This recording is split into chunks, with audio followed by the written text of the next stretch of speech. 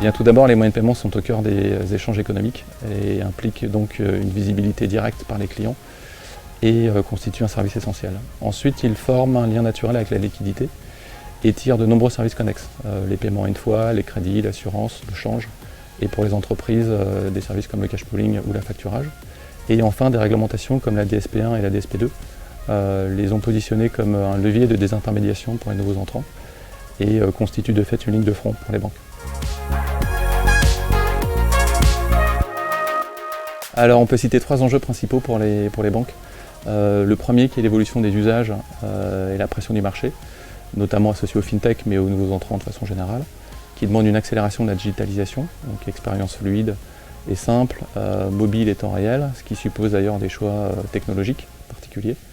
Le deuxième qui est l'harmonisation des moyens de paiement, qui amène une standardisation et une consolidation. On a pu le constater avec des investissements d'acteurs historiques de la carte et du processing, et cela pose des questions de positionnement. Et puis le troisième qui est un équilibre financier à maintenir dans un contexte d'attrition des marges bancaires qui demande d'une part de réduire les coûts, donc ça peut être renforcer l'efficacité opérationnelle ou optimiser la gestion des impacts réglementaires, et d'autre part de trouver des revenus additionnels.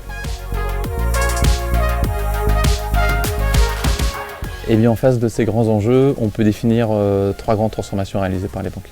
La première qui est la refonte des offres, des parcours clients, avec des différences notables de complexité et de géographie en fonction des segments clients retenus. La deuxième qui est d'optimiser et d'agiliser les organisations, les processus et les outils, avec une approche bout en bout pour aligner ces différentes strates. Et puis la troisième qui est de revisiter les business models, notamment via la collaboration et l'open banking et l'émergence de services innovants monétisables, par exemple ceux drivés par la data. Et bien ces différents travaux, le groupe Sopra Steria les mène déjà pour ses différents clients, côté Next depuis la stratégie et le positionnement marché, jusqu'à la transformation opérationnelle avec Galit et les logiciels avec Sopra Banking Software.